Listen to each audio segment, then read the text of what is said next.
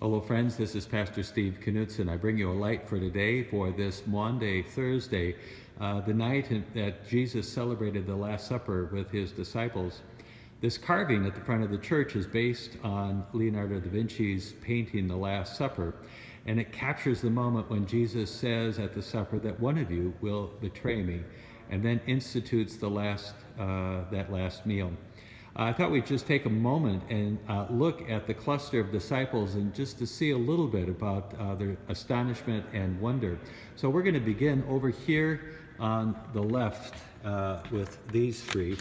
And what we have here is a picture of Bartholomew, James the Less, and Andrew. And they're all surprised and astonished at what Jesus just said, and you can see that in their face.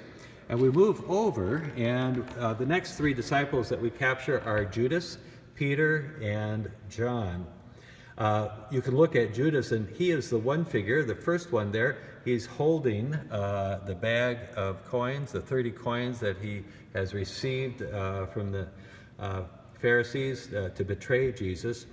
And you can see that his face is not surprised, but there's more of a grimness, a determination. Next to him is Peter. And really to see what Peter is all about, I'm going to show you behind here.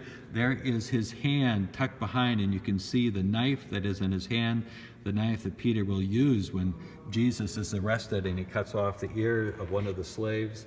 Next to him is the disciple John, almost in quiet contemplation in this moment.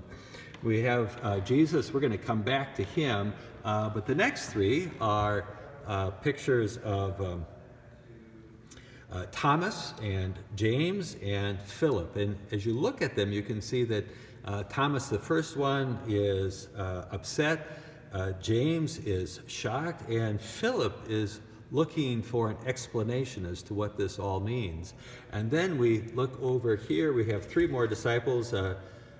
Jude, Thaddeus, and then Matthew, and then both of them are turning to Simon the Zealot, who's to the right, and asking for an explanation. And now we're going to turn to Jesus. And notice that Jesus is not really focusing his attention on the disciples, but rather more introspective, internal, and reflecting that this bread and the wine really are his body and blood that he is giving for the world.